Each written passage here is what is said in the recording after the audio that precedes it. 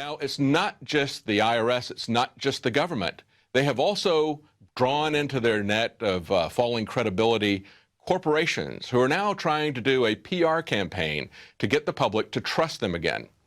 Both Microsoft and Google came out this week with some kind of face-saving lawsuits that really aren't going to do anything to stop the spying. All they're going to do is presumably allow them to talk about the fact that they're turning over X number of amount of information to the government per their request. It's not going to give us any protection at all against illegal corporate spying, but it's meant to be a PR campaign. And Yahoo and Facebook have indulged in the same type of PR campaign. Listen to what Yahoo's CEO Marissa Mayer said. She said, Yahoo has previously unsuccessfully sued the Foreign Intelligence Surveillance Court, that's FISA, which provides the legal framework for the NSA surveillance. No, that's wrong. There is no legal basis for the FISA court. The FISA court is not a court. Listen to what John Roberts, Chief Justice of the Supreme Court, said just a couple of months ago at the beginning of July. When he was informing the Senate of what was going on, it was the Senate Judiciary Committee, he said, when I first learned about the FISA court, I was surprised, he told the committee. It's not what we usually think of when we think of a court. We think of a place where we can go, where we can watch, the lawyers argue, and it's subject to the glare of publicity, and the judges explain their decision to the public, and they can examine them.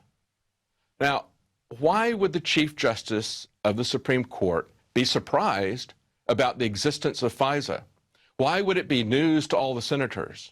Well, because this is something that was done in secret, without any lawful or constitutional authority. And it's not a court. Look at the things he's talking about with a court. He said, in a court, you have a place where you can go and you can watch. It's public. It's transparent. People can see it. That's the essence of a court. You also have a jury. He didn't mention that.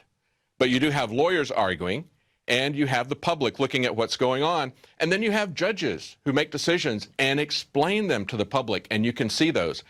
All of that is missing in a FISA court. It's not a court. It's a single politically appointed judge. Now, this is what the CEO of Yahoo was saying. They made their decision, and we had to obey them. Listen to what she says. In 2007, we asked to be allowed to publish details of requests they received from the spy agency, that's Yahoo. And she said, when you lose and you don't comply, it's treason. We think it makes more sense to work within the system, she said. No, it doesn't.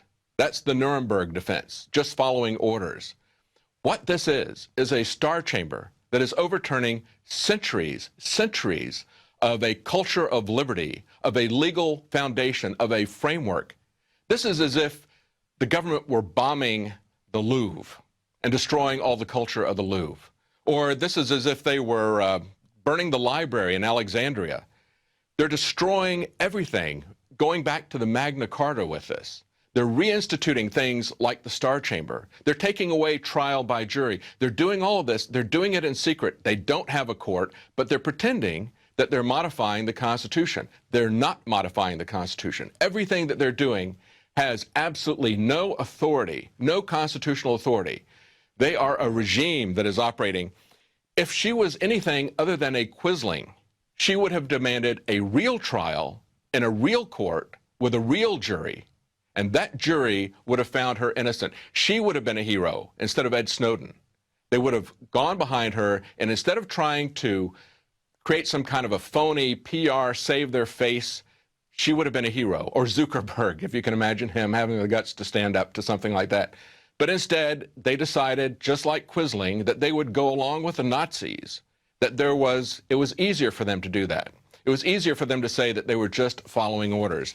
So that's where we are today.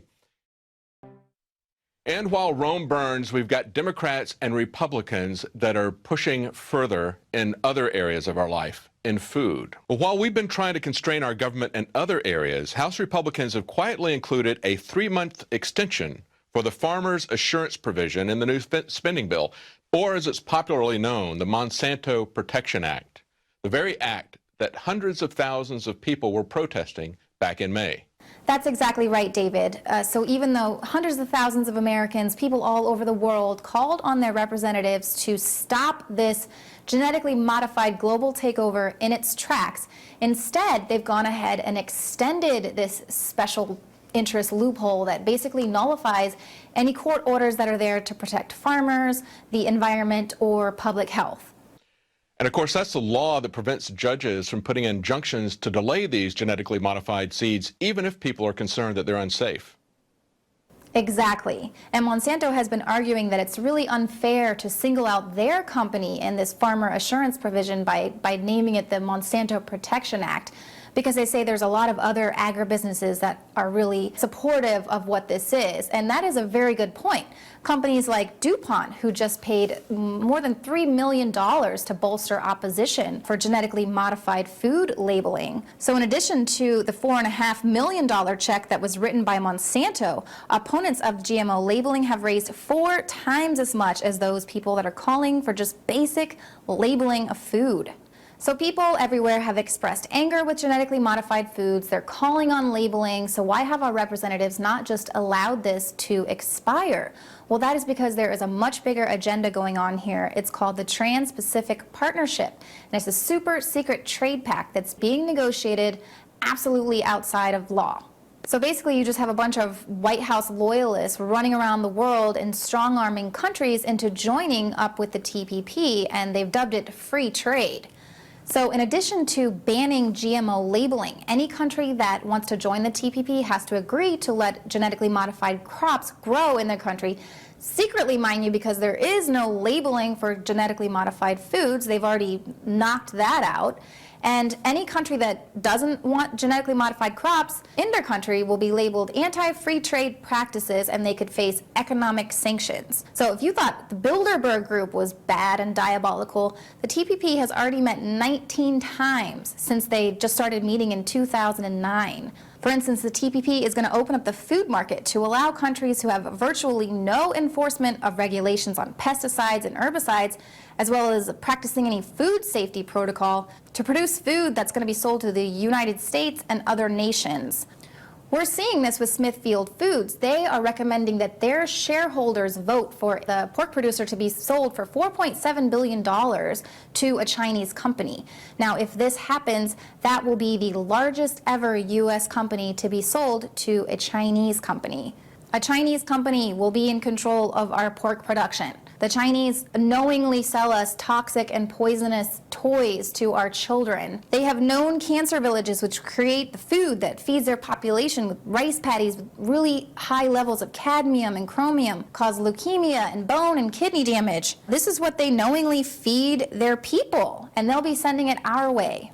It is absolutely perverse. These corporations have no problem putting profit over public health and safety and apparently the public interest by trying to bypass food labeling as well as protect these biotech giants from any litigation. And how long is that extension? Well, due to the extension, the bill is set to expire December 15th. So that means we really need to step it up, put a lot of pressure on our representatives, time to phone in, time to write in. There's going to be another March Against Monsanto on October 12th, which will really help to keep this issue in the public eye. But also, I think we really need to watch the Trans-Pacific Partnership and what they're doing, because they are moving really swiftly to implement worldwide corporate takeover, and we need to stop them because it's not just the food supply that's at risk, but there are so many other industries that are going to be affected by the Trans-Pacific Partnership. Yeah, and we're going to be covering more about the TPP, the Trans-Pacific Partnership, as well as its Atlantic partner, TAFTA, next week. You know, if the Bilderberg meetings and meetings like that are strategic long-term planning for the global elite, for the corporatists, these secretive treaties are really kind of the grassroots tactical meetings of how they're going to accomplish this New World Order. Now, stick around. Right after the break, we're going to be talking to artificial intelligence expert and cybersecurity expert Roman Yampolsky. And we're going to be talking about the threat posed by DARPA, by robots, and by the rise of the machines. So stay tuned.